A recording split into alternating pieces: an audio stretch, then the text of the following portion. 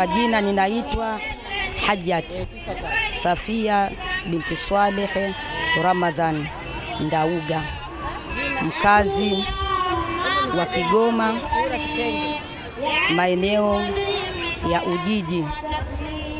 Niliosimama hapa ndio mwenyekiti wa mazawia yote ya Kigoma mjini, bimana mjini na vijijini, bimana mkoa mzima wa Kigoma. Kwa hiyo kulifanya hili, tumelifanya nia na madhumuni ili tuhamasishe na ndugu zetu kumswalia Mtume, kukaribisha mwezi mtukufu wa Ramadhani. Hili ni jambo kubwa kwetu na pia ni fahari kwetu kwa Waislamu kwa kujivunia Mtume wetu Muhammadin sallallahu alaihi wasallam, na tumeyafanya haya si maneno yetu isipokuwa ni maneno ya Bwana Mtume Muhammadin sallallahu alaihi wasallam, akisema man a'dhama maulidin nabii Muhammadin sallallahu alaihi wasallam, atakayeniadhimisha mimi atakayenitukuza na kadhalika.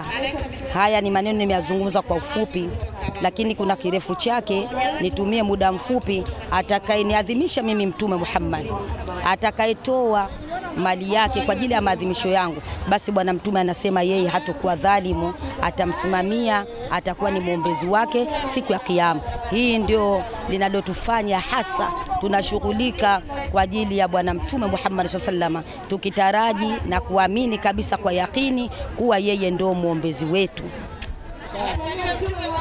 Kwa hiyo ni labda la ziada niongezee, tunaingia katika mwezi mtukufu wa Ramadhani na ndio nia kufanya hii karibisha mwezi mtukufu wa Ramadhani. Hivyo ndugu zangu Waislamu, tujihimizeni katika kufanya yale anayomlisha Allah subhanahu wa ta'ala, kwani mwezi mtukufu wa Ramadhani ni mwezi ambao inatakiwa kila mmoja awe mcha Mungu, lakini sio ucha Mungu katika mwezi mtukufu wa Ramadhani, hata katika miezi mingine.